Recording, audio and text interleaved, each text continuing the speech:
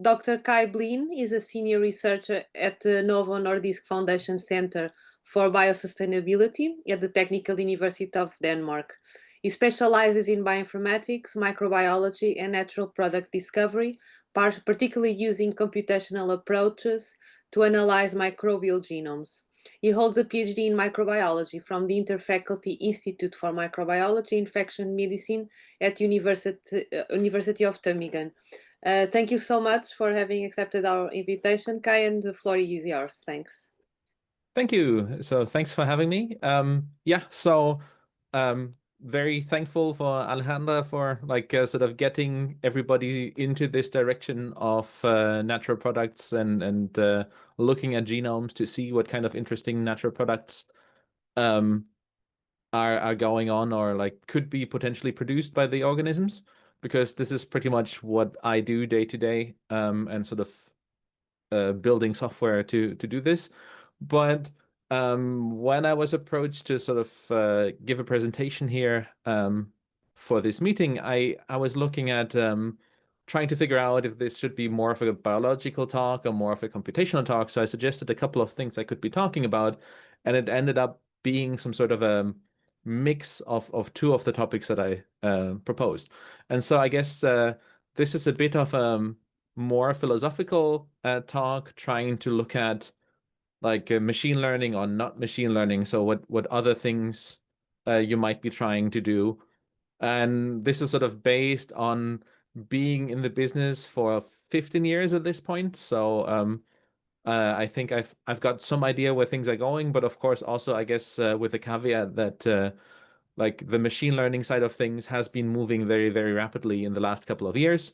I think there's a couple of principal limitations that we're facing in biology that haven't changed no matter what the technology. So I'm going to say machine learning a lot, but of course this also includes modern transformer model-based approaches and all of that. So just yeah, again, so to back up, I mean, the introduction pretty much said all of the things. I'm a senior researcher, so I guess it's an associate professor-like position, but we don't do any teaching at our institute, so I don't get to have that title. At the Technical University of Denmark, I've been maintaining scientific software for the past 15 years. Mainly because I've been looking for interesting small molecules in genomes for the past 15 years, and there was no good software available that we could really be using, so we had to go and build our own.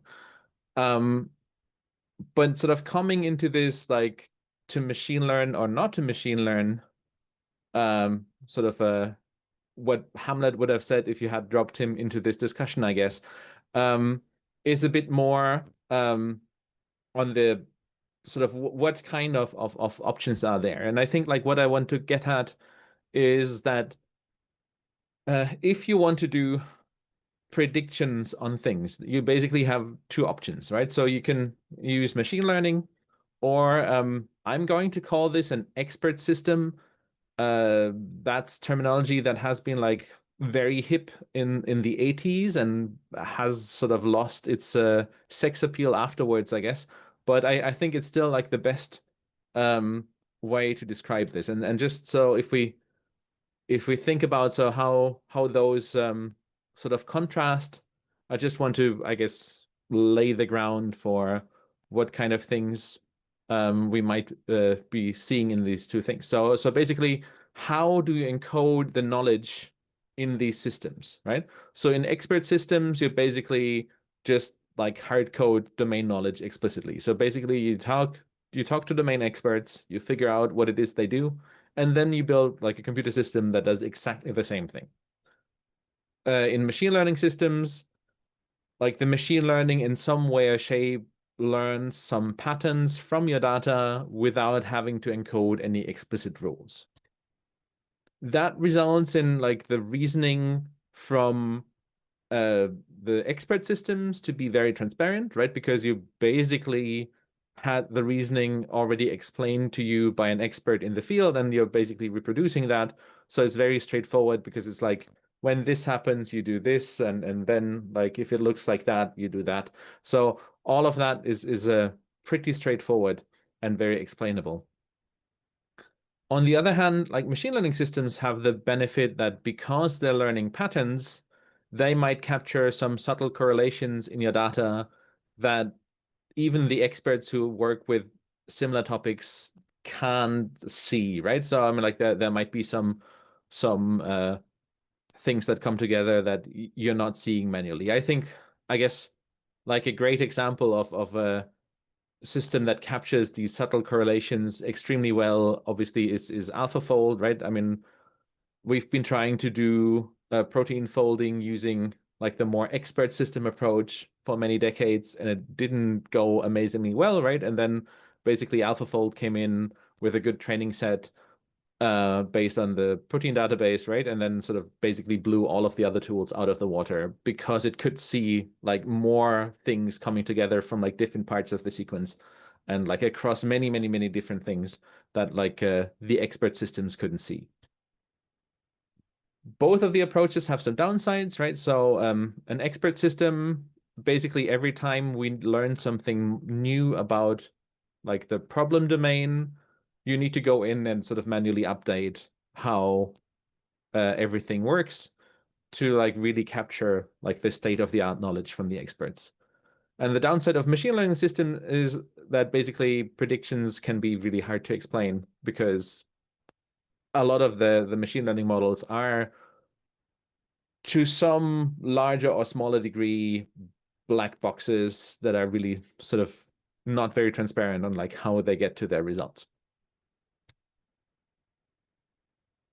On sort of what kind of data you need, like the big benefit of expert systems is that you have a minimal requirement on like how big your data set needs to be.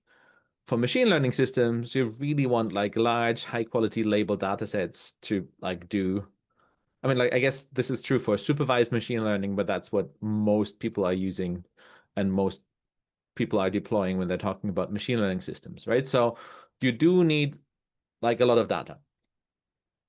Um, Again, there's some trade-offs, right? So obviously in expert systems, you can only encode what the experts know. Machine learning systems, as I said, can capture things that like we haven't even figured out yet. The downside is that because you need these large, high quality data sets, we don't have a lot of those in biology, right? I mean, AlphaFold is always brought out as the prime example of like a great success in machine learning, but it's also like one of the only really big successes in machine learning that's sort of like wildly applicable because of all of the work that has gone into curating a high quality protein database over many, many decades for like really huge investments, right? So basically, if you have big, good quality data sets, machine learning systems look good. Otherwise, they can be a bit problematic. Similar, there's like a trade-off and like how specific they can be, how well they generalize. So expert systems tend to be highly specific for the domain. Machine learning systems tend to be better at generalizing. So for well-characterized domains, expert systems perform really, really well. For machine learning systems, again, as I said before, right, you can find unexpected patterns on how you can like things that are hiding in your data set that you haven't seen before. The downside of expert systems is that they're not really great at discovering new patterns, right? Because if it's not inside of the set of rules that you've encoded in the system, it's really not being picked up. Machine learning systems have the downside that frequently when you go outside of their sort of zone of comfort, when they basically, instead of interpolating, they need to start extrapolating, you get a lot of false positives or like wrong predictions, right? So anybody who's tried to do AlphaFold on something that's not well represented in PDB will have seen that a lot of the suggested structures are interesting, to say this carefully, right? So again, there's always limits. Machine learning works best if you're looking at things that are reasonably similar to what you've trained on. This for the next part, I think that's a bit of an interesting conundrum here. So I'm talking a bit about the sort of how interpretable are these results, and like how much trust do people put into that? And that's a bit of a squishy thing, right? So my experience with working with expert systems is it's usually very easy to justify the predictions. You can very easily explain that to an experimental colleague who's trying to figure out if they can like send a PhD student off for like a year or two to work on trying to validate some of these predictions. With an expert system, you can say like, well, we followed these steps, and they will go, oh, okay, so this is pretty much how I would have done it myself as well. Whereas for these machine learning systems, the predictions from the systems themselves can be hard to interpret. There's some tools being built for like deep learning networks, for example, to like go and do some post hoc analysis of like how the result happened. Some machine learning systems like support vector machines, they're a bit easier to like go and interpret because you can sort of map back to like which components of your support vector are the more important ones. But still, it's less straightforward, right? So yeah, I guess I've sort of kind of said that, right? So experiments can be expensive, so you do need to have the confidence in the predictions. And like my experience with a lot of people looking at machine learning systems is that frequently that confidence might not be there.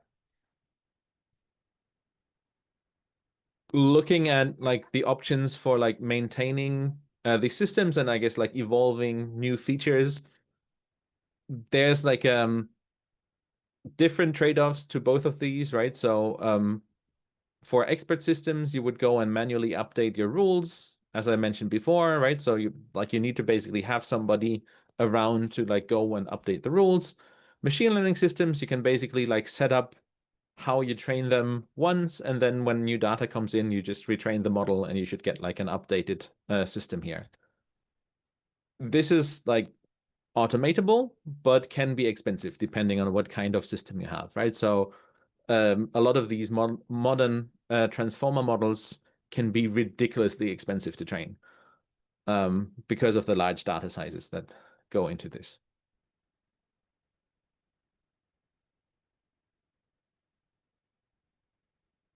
Yeah, so okay, I guess I broke that slide here, but what I was going for is like the computational cost for the expert systems is not very high, right? Because you have like these rule-based inferences, and they are really, really fast. On the machine learning systems, you run into this problem that I mean, like the inference can be relatively fast. I'm sort of alluded to that on the previous slide, right? The inference can be fast. The training tends to be pretty expensive. So from that perspective, computational cost of machine learning systems usually is higher. Again, there's different trade-offs. So I now want to go and like look at a specific example here for the natural products. And I guess I just want to like take a slight detour and motivate why I care that much about natural products, and sort of why I'm in the field overall. So I'm at the Novo Nordisk Foundation Center for Biosustainability, but because nobody can say that all of the time, we just call it DTU Biosustain at DTU. And specifically, I'm in the natural products application area, where we go look at all sorts of different natural products for all sorts of different use cases. So very traditional use cases that we've worked on in our group for a long time is use in medicines, specifically antibiotics, but also like a lot of other implications. But we have also worked on biocontrol and biopesticides, and we have colleagues who more look at dyes, flavors, preservatives, and food ingredients and all of that. Antibiotics are, of course, really interesting as a target because we have big problems there as well. So this is a study from 2014 that the British government commissioned, and that looks at like predictions on like how many deaths will occur from antimicrobial resistant infections and other causes by 2050. And as you can see, the prediction says that the antimicrobial resistant infections will sort of outgrow like basically all the other causes by 2050, because antimicrobial resistance is a rising problem.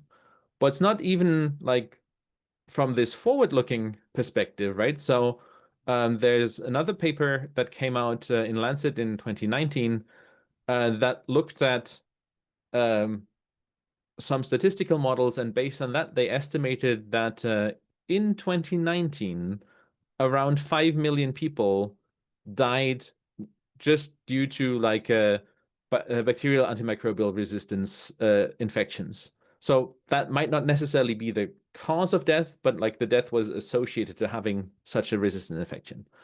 5 million people just in 2019. And just like to put this into perspective, I'm always like dragging out this old COVID dashboard where they estimated that there were like let's say 7 million deaths over the whole course of COVID worldwide. So I'm like, this is the state from like the last time they updated it before they shut it down. So possibly, I mean, like COVID isn't done yet, right? So the number is probably going to be higher at this point, but still, I would like to point out that this is over multiple years, right? So this is the state from like 2023, and antimicrobial resistance deaths on the previous slide, that was a single year only.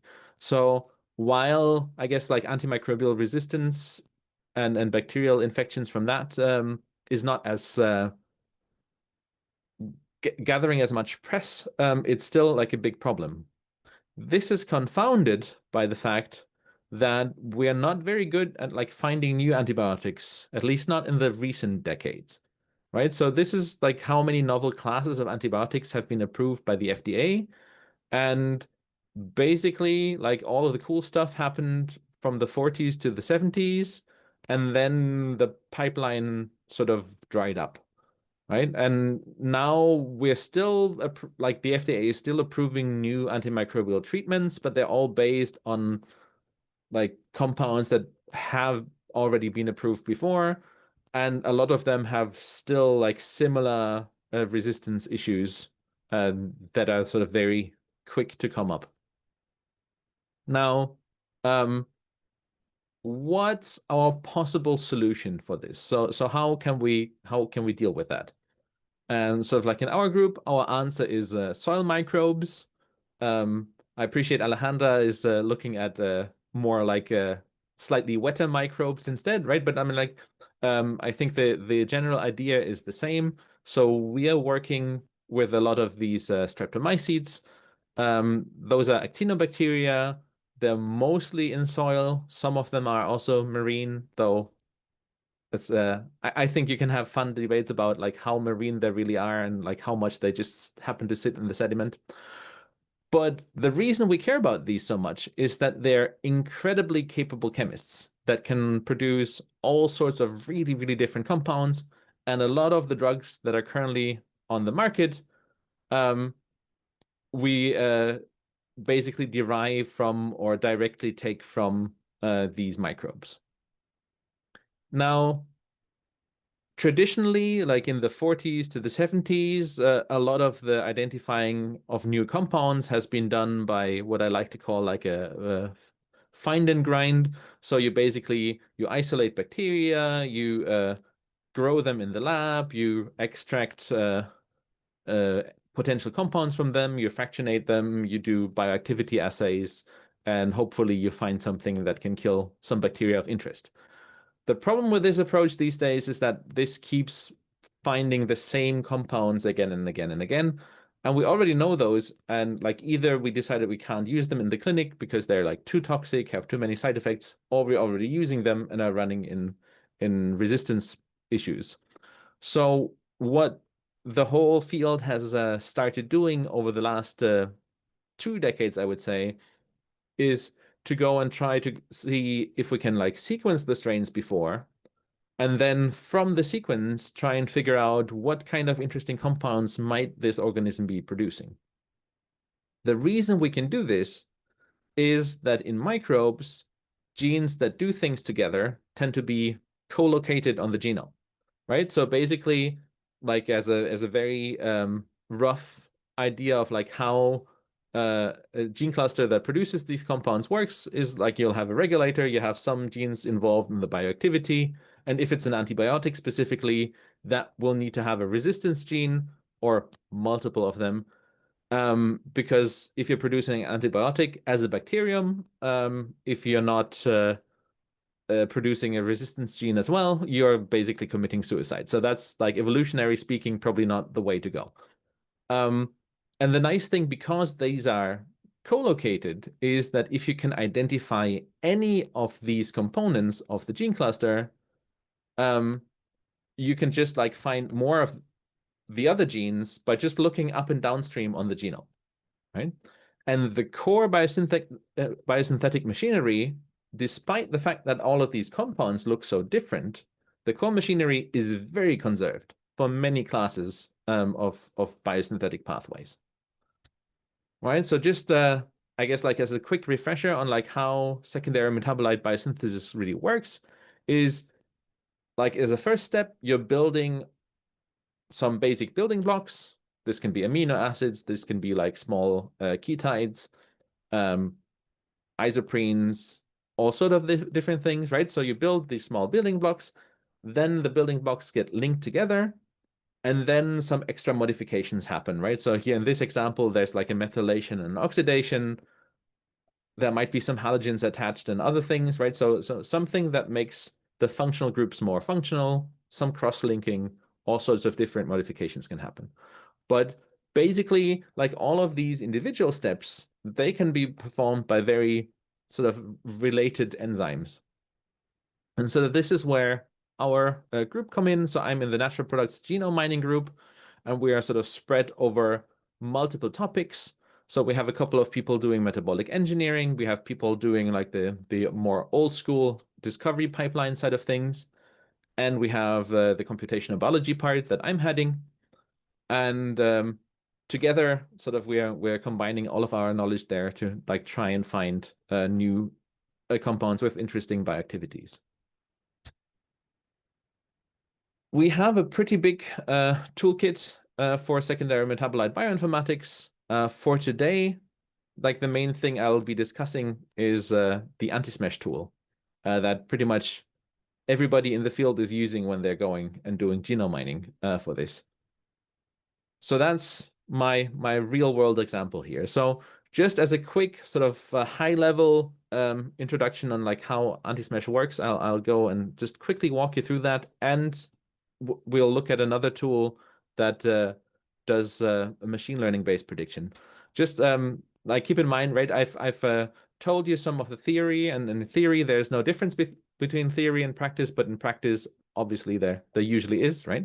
So for anti-smash, we have a bunch of rule sets, and like this is cut out from like a bigger presentation I have on like how all of our overall pipeline works. But for this discussion, the relevant parts is that we have like a text-based rule. So this is like a sort of domain-specific language that we've built for this to like very easily define our rules.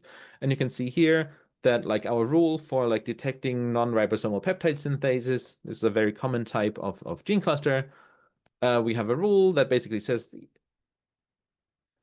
we are trying to find all of the biosynthetic genes like within a cutoff of 20 kb.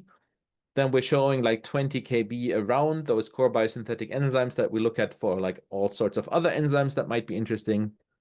And like mainly the rules that we have say like there needs to be like a domain that takes care of the condensation. So this is like putting these building blocks together. And there needs to be an AMP binding domain, which is a domain that basically loads the substrates that we want to cross-link, right? So coming back to my scheme, right? There's like the biosynthesis of building block, then linking them together, and then extra modifications. What we're looking at here is the thing that just links these building blocks together. And we have like one domain that takes care of picking the right building blocks, and another one that takes care of like linking them together. And based on these rules, and anti-smash has 105 different rules now, we basically go and based on protein profiles, try to annotate all of the interesting domains that we have. And then on that, we try to find these gene clusters, right? And for that, we basically just follow the rules. So we go and look at the rules and say, like, for the first gene, do we have like these domains? Yes, we do have them, like more than one, but this like one would have been enough. Do we have the other one? Yes, we do. So together we can say like, well, this is a gene that belongs to a cluster of this type. And then we can just keep going like for the remaining genes. And we do that until sort of we don't find anything for like these 20 kb that were specified in the rule that we keep looking, right? So yeah, that's what I said, right? We look for this cutoff of 20 kb, and then we sort of expand for a neighborhood of like 20 kb upstream and downstream in the hopes to capture all of these other enzymes that are involved in this modify and cross-link and all of these other steps that might be part of the biosynthesis. Right? And then sort of once we've done that, we can like annotate like remaining domains, we can like annotate gene functions and some other stuff.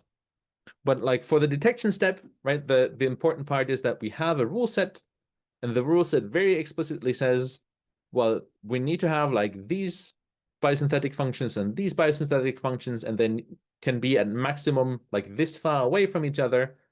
And if those rules sort of come up true, then we have identified a gene cluster. Now, a different approach is a tool called Gecko that's published by Carroll et al. So it's a preprint that came out in 2021. I think they never bothered to like actually submit a final paper there, or at least I didn't ever see the published. But I mean, like the tool's out there, and you can use it. And I've just sneakily nicked the figure where they explain how Gecko works from their publication. And so basically the way this works is, I mean, like step one is gene finding. So that is pretty much the same approach as we would do in Antismesh as well. Then they annotate interesting protein domains, which is very similar to what we're doing as well. And then basically in step three is where sort of our paths diverge here. So while we go and like apply our rule sets, Gecko uses conditional random fields, which is like a machine learning methodology to basically for every every region, like they go with a sliding window, if I remember the paper correctly, and basically try to predict probabilities of is this a biosynthetic gene cluster or not, right? And then once they've done that step, they have like a random forest-based classifier that looks at all of the protein domains in a region that they've identified and try to classify what kind of biosynthetic gene cluster this is. There's a bunch of other tools out there. I'll show like a benchmark figure in a bit. But basically, all of the machine learning tools that I'm aware of, they are trained off a database of like known biosynthetic gene clusters. So this is a database that I'm also involved in maintaining. And basically, this is a database of, at this point, like 2,600 manually annotated literature-backed gene clusters. You can like search these using an interface, and it's really like the gold standard for known biosynthetic gene clusters, which is why a lot of these machine learning tools like to use it for training. And I think this is a great idea, but has the downside that, I mean, again, I mentioned, right, for machine learning, you want like large data sets if possible, and 2,600 is not particularly large. I didn't put the number on here, but sort of all of these different biosynthetic gene cluster types that all of these machine learning tools are trying to cover, of these 2,600 gene clusters in the database, I would say like over a third is just two classes. And then like all of the other classes are sort of like not super well represented. So from a machine learning perspective, this is a bit of a problem. And sort of you can see that happen in practice by just looking at like a benchmarking with a test data set. So So as a disclaimer, I've built this figure like 2 years ago or so, when I was asked to like compare a couple of tools. All of the machine learning tools, they like to use a data set that I've called manual curation here, where some colleagues have gone through a couple of genomes and sort of by hand annotated all of the gene clusters that they think were on there. I'm not quite sure I fully agree with all of their annotations, but I mean, as you can see, like the blue bar is the manual annotation. The next one in red is sort of how much anti-smash picks up of that. The yellow one is Gecko. Gecko is doing reasonably well. And then there's another tool on there that's also been published in NAR a while ago. And that was the one that I was asked to compare to because they made some grand claims on how much they outperformed all of the rest. And all I can say is that at least in my hands, it doesn't. But if you can run it on GPUs, it's really fast. So, I mean, again, there's always a trade-off. Like how fast do you need things to be? How precise do you want things to be, right? So you can see that there's like, for our particular case, there is a bit of a trade-off. I guess sort of like getting into my conclusions here. So should we like machine learn or not machine learn? And the answer is it depends, right? I mean, I think there's some really, really great examples of tools that work incredibly well. I think personally, Gecko is also doing pretty well considering like how small the training set is. So I think if we can make the training sets bigger in the next decade or two, machine learning is going to be a real contender for like the manual expert systems. But it really boils down to like how much data do you have? How well do you understand the rules of your problem domain? And possibly, and like maybe don't necessarily quote me on that, but like did you get a grant where you promised that you're going to use AI? Because if you did, probably you need to do like a bit of machine learning, right? So I guess that's possibly behind some of the recent publications in this direction there. Yeah, and with that, I'd like to wrap up. I just quickly want to acknowledge Tim Van Weber, who is the head of our group and who's been allowing me to work on this for basically the last decade here in Denmark, but also he co-supervised my PhD thesis. So like Tim and I have been working on anti-smash for ages, together with Manix Medema, who now is a professor in Wageningen University in the Netherlands. And sort of between Marnix and me, sort of we got anti-smash started and we're still collaborating very tightly on this. And big shout out to Simon Shaw, who is our software engineer and actually doing all of the programming these days. And then I guess like a thanks to Novo Nordisk Foundation for like funding the party for the last decade.